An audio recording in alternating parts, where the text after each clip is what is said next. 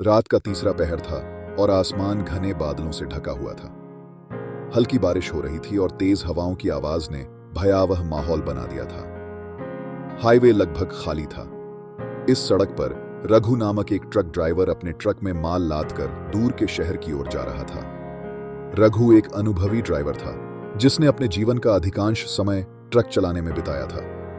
उसने कई तरह की सड़कों, मौसम की स्थितियों और चुनौतियों का सामना किया था।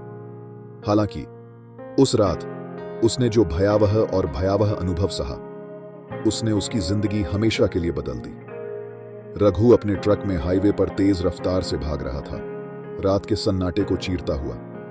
उसके चारों ओर घना अंधेरा था और ट्रक की हेडलाइट्स ही रोशनी का एकमात्र स्रोत थी। काफी दूर तक उसने सड़क पर कोई और वाहन नहीं देखा, लेकिन फिर उसने सड़क के किनारे एक महिला को खड़ा देखा। सफेद साड़ी पहने और बारिश से भीगी हुई वह सड़क के किनारे धीरे धीरे चल रही थी। रघु ने ट्रक की गति धीमी कर दी, यह सोचकर कि महिला को शायद परेशानी हो सकती है। उसने ट्रक रोका, खिड़की से बाहर देखा और उससे पूछा, बहन जी, आप कहां जा रही हैं? महिला ने बिना कोई प्रतिक्रिया दिए उसकी ओर देखा। उसकी आंखें ठंडी और भावहीन थीं। रघु को अचानक एक अजीब सी ठंडक महसूस हुई, लेकिन उसने इसे अनदेखा करते हुए कहा, बैठो, मैं तुम्हें छोड़ देता हूं। महिला चुपचाप बिना कुछ बोले ट्रक में चढ़ गई और पीछे बैठ गई। रघु ने ट्रक को फिर से चालू किया और अपनी यात्रा फिर से शुरू की, लेकिन उसके दिल में एक बेचैन करने वाला डर घर करने लगा। कुछ मिनटों के बाद रघु ने महसूस किया कि ट्रक के अंदर का तापमान अचानक गिर गया था, जैसे कि बर्फीली हवाएं बह रही हों। उसने पीछे देखा और पाया कि महिला उसी स्थिति में थी, बिल्कुल स्थिर। उसकी आंखें अभी भी सीधे सामने टिकी हुई थीं। रघु ने बोलने की कोशिश की, बहन जी, आपको कहां जाना है? कोई जवाब नहीं, बस चुप्पी। रघु ने अपनी नजर फिर से सड़क पर घुमाई, लेकिन उसका मन अब उथल पुथल हो रहा था। अचानक ट्रक के अंदर से अजीबोगरीब आवाजें आने लगी, सीटें चरमराने लगीं और अंदर से धीमी फुसफुसाहटें सुनाई देने लगीं।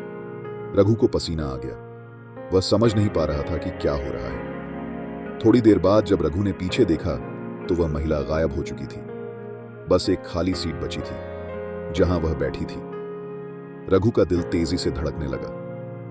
वह समझ नहीं पा रहा था कि वह जो अनुभव कर रहा था वह सपना था या हकीकत। उसने जल्दी से ट्रक रोका और बाहर निकलकर जांच की।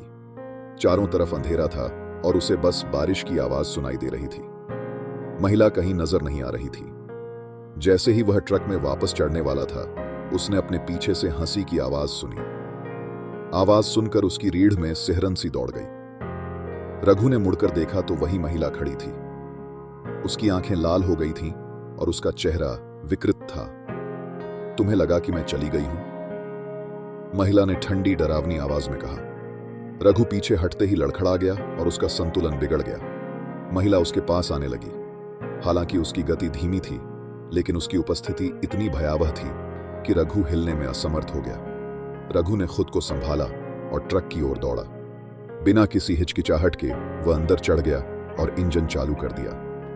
ट्रक की हेडलाइट्स ने महिला को रोशन किया, लेकिन फिर वह अप्रत्याशित रूप से गायब हो गई। रघु ने ट्रक को पूरी गति से चलाया, पीछे मुड़कर देखने की हिम्मत नहीं की। उसकी सांसें तेज चल रही थीं और दिल की धड़कनें तेज हो रही थीं।